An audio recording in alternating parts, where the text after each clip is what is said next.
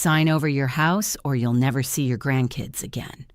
Those words came out of my daughter-in-law's mouth like venom, and I watched her perfectly manicured finger tap against the papers she'd slid across my kitchen table. The same kitchen table where I'd hosted every Thanksgiving for the past 30 years. The same table where I'd taught my son to do his homework. And now, here was his wife, threatening to erase my grandchildren from my life unless I gave her everything. My name is Barbara, and I'm 72 years old. Before I tell you what happened next, I need to know, where are you watching this from? Drop your state or country in the comments. I love knowing I'm not alone in this crazy world, and honestly, after what I went through, I could use the reminder that good people still exist out there. Now let me take you back to where this nightmare really began. My husband Richard died 4 years ago, 46 years of marriage, and then one morning, he just didn't wake up. The doctors said it was his heart, but I think he just couldn't imagine fighting another day. He'd been tired for a while, though he never complained. That was Richard, stoic until the very end. We'd built a good life together. Richard worked as an engineer for Boeing, and I spent 30 years as an elementary school teacher. We weren't wealthy, but we were comfortable. We'd bought our house in 1978 for $65,000 in a modest Seattle suburb. Now it was worth close to $900,000, though I'd never sell it. This house held every memory that mattered. My son Derek was our only child. We'd wanted more, but it just didn't happen for us, so we poured everything into him. Maybe that was our first mistake, giving him too much, expecting too little in return. He was a good kid, though. Smart, funny, kind. At least he used to be. Then he met Vanessa. I'll never forget the first time Derek brought her home. She was beautiful in that calculated way some women perfect. Highlighted hair that looked natural but cost a fortune. Designer clothes with the labels subtle enough to seem classy, and a smile that never quite reached her eyes. She worked in pharmaceutical sales and made decent money, or so she said. Derek was absolutely smitten. "Mom, isn't she incredible?" he'd whispered to me in the kitchen while Vanessa was in the bathroom. I'd wanted to say, "She's looked at her phone 17 times in the last hour and hasn't asked us a single question about ourselves." But instead, I smiled and said, "She's lovely, honey." Richard caught my eye across the room and gave me that look, the one that said, "Let's talk about this later." We did talk about it later, lying in bed that night. Richard thought I was being overprotective. Maybe he was right. Maybe I just saw something he didn't want to see because Derek was so happy. They got married 14 months later in a wedding that cost $40,000. Richard and I paid for half of it, even though Vanessa's parents were perfectly capable of covering the entire thing. That should have been my first real warning sign. Not the wedding cost, but how Vanessa reacted when Richard suggested we split it evenly between both families. She'd gotten this look on her face, this flash of cold calculation, before the smile snapped back into place. "Oh, Barbara, Richard, you're so generous," she'd said, touching my arm in that way that's supposed to seem affectionate, but somehow feels possessive. Derek's so lucky to have parents who want to invest in his happiness. Invest. That word stuck with me. Not support or celebrate. Invest. Like our relationship with our son had become a financial transaction. The first 2 years of their marriage were relatively peaceful. Derek seemed happy, and they'd visit every few weeks for dinner. Vanessa would bring expensive wine and talk about her sales numbers and the trips they were planning. Derek had started working for her father's commercial real estate company, which paid well but seemed to drain something essential out of him. The light in his eyes dimmed little by little. Then Vanessa got pregnant with their first child. I cried when Derek called to tell us. Richard picked me up and spun me around the kitchen, both of us laughing like teenagers. We were going to be grandparents. After losing so much time feeling like something was missing after Richard's retirement and my own, this felt like purpose rushing back into our lives. Lily was born on a Tuesday in March, and the moment I held her, I understood what people meant when they said grandchildren are the reward for not killing your teenagers. She was perfect. 10 fingers, 10 toes, and these huge gray eyes that seemed to look right into my soul. I was completely in love.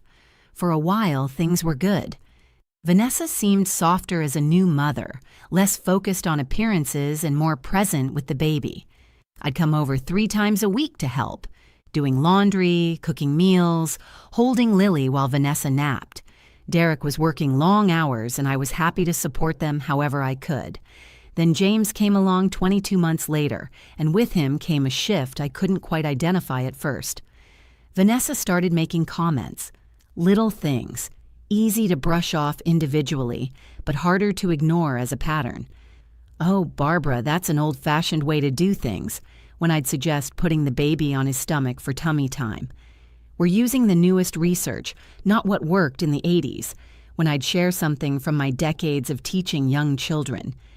Derek started backing her up, too, not aggressively, but with this defeated tone that told me he'd already had this argument with her in private and lost. "Mom, Vanessa's really educated about this stuff," he'd say. "She's read all the latest books." As if my 30 years working with children meant nothing compared to some parenting guru's bestseller. I bit my tongue. I smiled. I adjusted. Because that's what you do when you want to stay in your grandchildren's lives. You make yourself smaller, quieter, more convenient.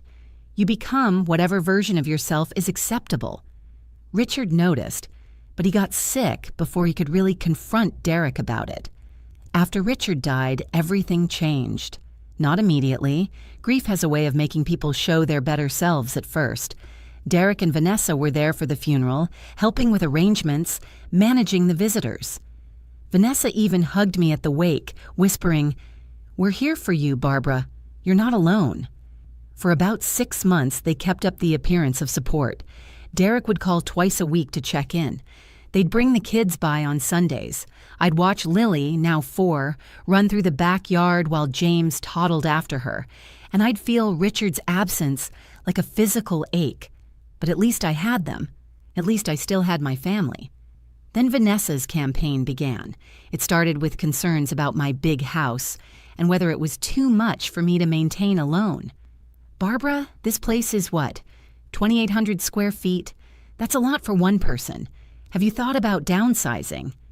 I'd think about it for maybe half a second before remembering that every room held pieces of Richard, pieces of Derek's childhood, pieces of the life we'd built. "I'm managing just fine," I'd say, but Vanessa wouldn't let it go. Every visit brought a new angle. The yard was too much work. The stairs were dangerous. The neighborhood was changing. What if I fell and no one found me for days? What about my retirement funds? Wasn't maintaining this place eating into my savings? She wasn't wrong about the money, exactly. Property taxes had climbed to nearly $9,000 a year. Utilities, insurance, maintenance, it all added up. My teacher's pension and Richard's Social Security covered it, but there wasn't much left over.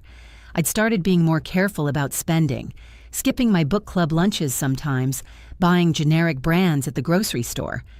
Derek began echoing Vanessa's concerns, but his approach was softer, sadder. "Mom, I worry about you here all alone. What if something happens?" "I have my medical alert button," I'd remind him. "I have neighbors. I'm fine, Derek." But I could see the script Vanessa had written playing out behind his eyes. She was feeding him lines, shaping his worry into something that served her purposes.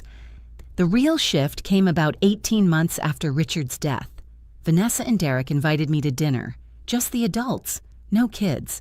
They'd hired a babysitter, which seemed odd for a simple family dinner. Vanessa had made her famous chicken piccata, which I'd tasted before and found mediocre, but I complimented it anyway because that's what you do. After dessert, Derek cleared his throat in that way that meant a rehearsed speech was coming.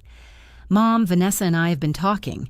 We're concerned about your financial situation and your safety in that big house. We've been looking at some really nice senior living communities. I'm not moving into a retirement home," I interrupted, trying to keep my voice steady. "I appreciate your concern, but I'm 70, not 90. I'm perfectly capable of caring for myself." Vanessa's smile tightened at the corners. "Of course you are, Barbara. We're just thinking ahead, planning for the future. Their thinking ahead became increasingly aggressive over the next few months. They'd send me listings for condos, apartments, even assisted living facilities with amenities they'd highlight like selling points. "Look, Mom, this one has a pool and organized activities," as if I were a child who needed constant entertainment. I stopped responding to their emails. I stopped entertaining their suggestions. And that's when Vanessa changed tactics entirely. She started limiting my access to the grandchildren. At first, it was subtle. Plans would change last minute. "Oh, Barbara, I'm so sorry, but Lily has a playdate we forgot about. James isn't feeling well. Better not risk getting you sick. It's just such a busy week. Maybe next weekend?" Next weekend would come, and there'd be another excuse. Derek would call with apologies that sounded hollow, scripted. "Mom, you know how it is with kids. Their schedules are crazy. We'll make it work soon, I promise." But soon never came. 2 weeks turned into a month. A month turned into 6 weeks. I'd see photos on Vanessa's Facebook of the kids at the park, at birthday parties, at restaurants, living their lives without me in them. She'd post them publicly, too, like she wanted me to see what I was missing. I tried confronting Derek directly. "Why are you shutting me out of the kids' lives?" "We're not shutting you out, Mom.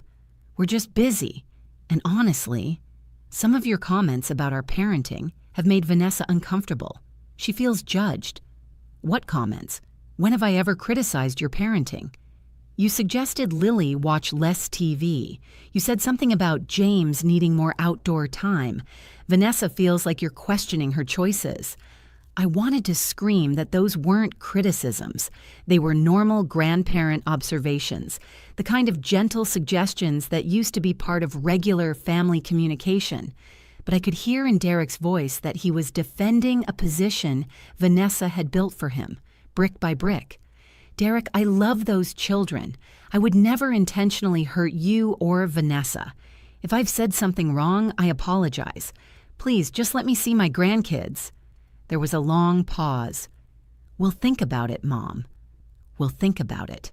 As if access to my own grandchildren was a privilege they granted based on my behavior, my compliance, my willingness to stay in whatever box they'd designed for me. That was 3 months before the day Vanessa showed up at my door with her papers and her ultimatum. I should mention what Richard and I had set up years earlier after consulting with an estate attorney. We'd been smart about it, or so we thought. Richard had established a family trust, the kind designed to avoid probate and protect assets.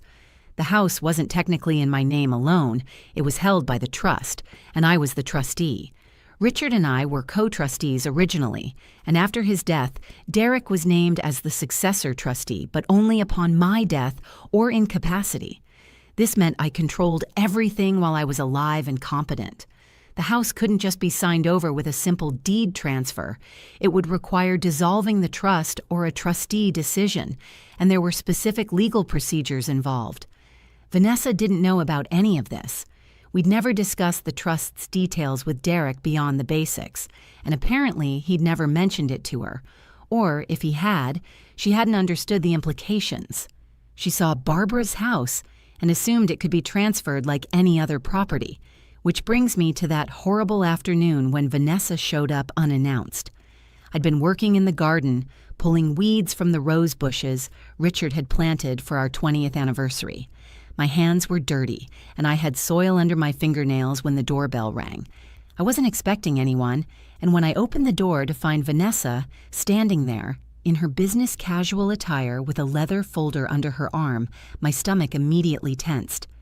"Barbara, we need to talk," she said, pushing past me into the house without waiting for an invitation. She went straight to the kitchen table and laid out her folder, pulling out papers that I could see were some kind of deed or transfer documents. Her whole demeanor was different. No more fake sweetness, no more pretense of concern. This was Vanessa in full predator mode. "I'm going to be direct with you," she said, and her voice had this cold, rehearsed quality like she'd practiced this speech. "Derek and I need this house. We've outgrown our place. The kids need more space. And frankly, you don't need all of this square footage. We've been patient, we've tried suggesting alternatives, but you've been stubborn about this." I stood there, still holding my gardening gloves, trying to process what was happening. "Vanessa, this is my home. Richard and I built our life here. I'm not giving you my house." She smiled, but it was the smile of someone who knew they held all the cards. "Here's the thing, Barbara. You love those grandkids, don't you? Lily's starting to forget who you are. James asks about you sometimes, and honestly, it breaks my heart to keep explaining that Grandma's too busy for them." My heart started pounding. "I'm not too busy. You've been keeping them from me." "That's one interpretation," she said, shrugging. "Here's another. You sign these papers, transfer the house to Derek and me, and you get to be a grandmother again. We'll even let you visit regularly. We might even let you stay in the guest room sometimes, though we'd need to establish some boundaries about that. Let me visit. Let me stay. Like I'd be a guest in the home I'd lived in for 45 years. And if I don't sign?" I asked, though I already knew the answer. Vanessa leaned back in her chair, completely comfortable, completely confident. "Then you'll never see Lily or James again. We'll move if we have to. Derek's already looking at positions in other states. By the time you could fight this in court, if you even could afford to, those kids won't remember you at all. Is that what you want? To be the grandmother they never knew? The sad story we tell them about family members who chose pride over love?" My hands were shaking. I looked down at the papers she'd spread across my table, my kitchen table, where I'd fed my son breakfast before school for 18 years, where Richard and I had paid bills and planned vacations and laughed over coffee on Sunday mornings. "You're blackmailing me," I said quietly. "I'm offering you a choice," Vanessa corrected. "A generous one, actually. You get to downsize like you should have done a year ago. You get to be in your grandchildren's lives. And honestly, Barbara, you get to stop living in the past. Richard's gone. Holding on to this house won't bring him back." That last line, that calculated cruelty about my dead husband, that's what made something inside me shift. I could feel the tears threatening, but I wouldn't give her the satisfaction. Not yet. "Where's Derek?" I asked. "At work. This is between us, woman to woman. Derek will support whatever I decide. He always does." And that was the truth that hurt worse than anything else. My son had become so thoroughly controlled by this woman that she didn't even need him present for this ambush. She knew he'd go along with it. She'd trained him well. I looked at those papers again. My mind was racing, trying to think of options, trying to find a way out. But all I could see was Lily's face, hear James's laugh. Could I really choose a house over my grandchildren? Would Richard want me to fight this if it meant losing Derek's kids forever? "I need time to think," I said. "You have 2 minutes," Vanessa replied, checking her phone. "I have a showing at 4. Of course she had a showing. This was just another transaction to her, another negotiation. She probably had spreadsheets calculating the equity in my house, planning how they'd renovate, maybe even flip it for profit. I thought about calling a lawyer, but I'd seen enough legal dramas to know that custody rights for grandparents are practically non-existent. And even if I could fight, it would take months, maybe years, and cost money I didn't have. Vanessa knew all of this. She'd probably researched it thoroughly before coming here. So I made a choice. Maybe it was the wrong choice. Maybe I was being weak. But in that moment, faced with losing my grandchildren forever, I couldn't see another way forward. "Give me a pen," I said. Vanessa's smile was victorious, triumphant. She'd won, and she knew it. She pulled an expensive pen from her purse, probably the same pen she used to close real estate deals, and handed it to me. I signed the papers. Every page she indicated, every line she pointed to. My hand was shaking so badly that my signature looked like an old woman's trembling scrawl, which I suppose it was. Each stroke of the pen felt like giving away a piece of Richard, a piece of my history, a piece of myself. If you're enjoying this story and want to see how justice gets served, and trust me, it does, hit that subscribe button. You won't want to miss what happens next. When I finished signing the last page, Vanessa gathered up the papers with efficient movements, sliding them back into her leather folder. She stood up, smoothing her skirt, and for just a second, I saw something in her face. Not quite guilt, but maybe the faintest recognition that she'd just done something that crossed a line even she hadn't expected to cross. But it passed quickly. "You made the right choice, Barbara," she said, her voice returning to that fake warmth she used in public. "This is better for everyone. You'll see." "When can I see the kids?" I asked, hating how small my voice sounded. "We'll be in touch," she said, which wasn't an answer at all. "Derek and I need to review the paperwork with our attorney, make sure everything's in order. These things take time. Maybe in a few weeks?" She let herself out, and I stood there in my kitchen, feeling like the walls were closing in. I'd just signed away my home. The home where I'd raised my son, where I'd loved my husband, where every crack in the wall and stain on the counter told a story of the life I'd lived. I sank into a chair and finally let myself cry. For 3 days, I existed in a fog. I didn't call anyone. I didn't leave the house except to get my mail. I walked through rooms I'd lived in for decades, touching furniture, looking at photos, trying to memorize every detail before it was taken from me. I stood in Derek's old bedroom, still painted the blue he'd chosen when he was 12, and wondered where everything had gone so wrong. Had I been too lenient with him? Too generous? Had Richard and I created this situation by never teaching Derek to stand up for himself, to think independently? Or was Vanessa just that good at manipulation, that skilled at finding weak points and exploiting them? I kept checking my phone, hoping Derek would call, hoping he'd tell me he'd stop this insanity, that Vanessa had gone too far. But the phone stayed silent. On the third evening, I was sitting in the living room, staring at nothing, when my phone finally rang. Vanessa's name appeared on the screen, and my heart jumped. Maybe she was calling to schedule a visit with the kids. Maybe this nightmare was almost over.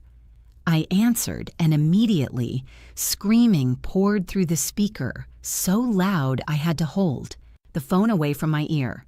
"What the hell did you do?" Vanessa shrieked. "What kind of sick game are you playing?" I was so stunned I couldn't form words.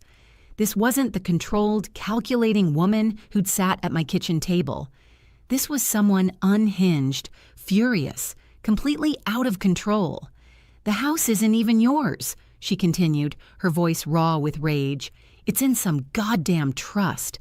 The title company said we can't file the deed, that you don't have the authority to transfer it, that you made me think I was getting this house. You humiliated me in front of my attorney. Derek is furious. How could you do this to us?" And that's when I started laughing.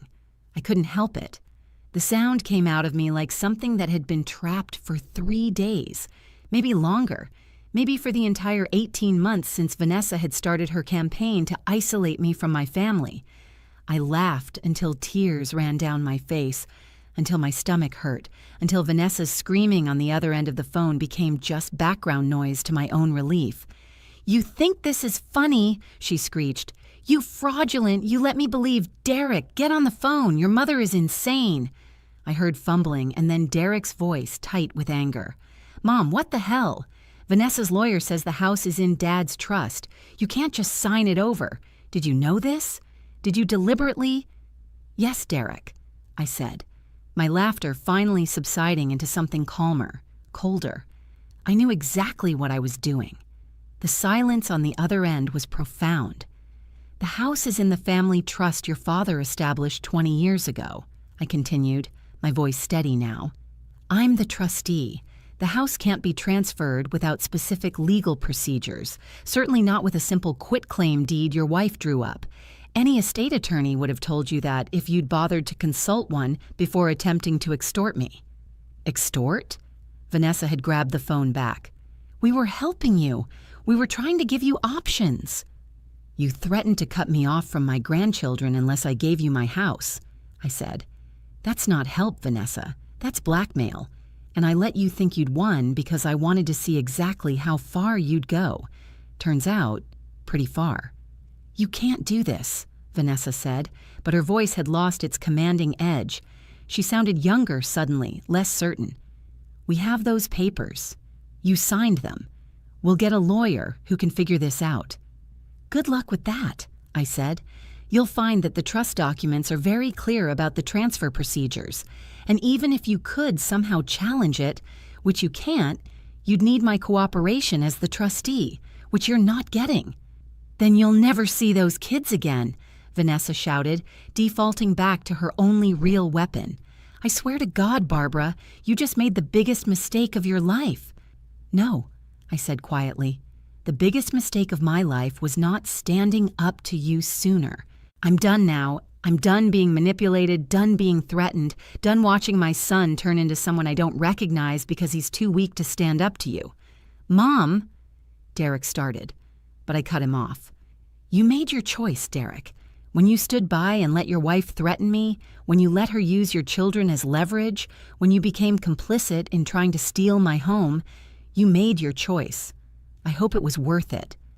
I hung up before either of them could respond. My hands were shaking again, but this time it was adrenaline, not fear. For the first time in 18 months, I felt like myself again. Then I did what I should have done from the beginning. I called a lawyer. The attorney I contacted, Patricia Morrison, was a family law specialist someone from my book club had recommended. She'd been through her own nightmare with manipulative relatives and had developed a reputation for taking cases that involved elder financial abuse.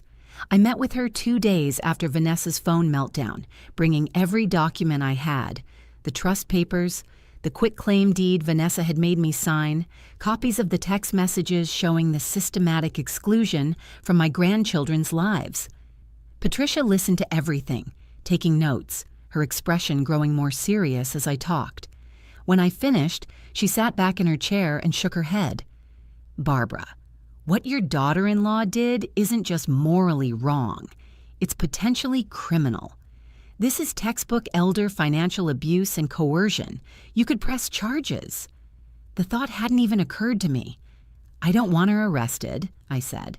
"I just want her to leave me alone, and I want Derek to understand what he allowed to happen." "Understood," Patricia said. "But I strongly recommend we send a cease and desist letter outlining the legal issues here. It will make clear that any further attempts at coercion, any continued denial of access to your grandchildren as punishment for not giving them the house, will result in legal action.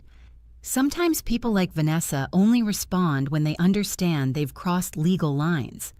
She drafted a letter that was simultaneously professional and devastating. It outlined the attempted exploitation, cited specific statutes regarding elder financial abuse in our state, and included a detailed timeline of Vanessa's campaign of isolation and manipulation. It noted that while the quitclaim deed was invalid due to the trust structure, the attempt itself demonstrated clear intent to commit fraud. The letter demanded that all harassment cease immediately and that reasonable grandparent access be restored. Patricia sent copies to Vanessa, Derek, and for good measure, to Vanessa's father, who owned the real estate company where Derek worked. That last touch was Patricia's idea.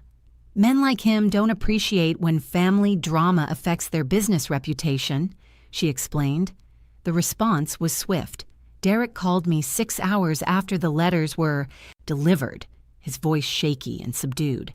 "Mom, I'm so sorry. I never intended for things to go this far.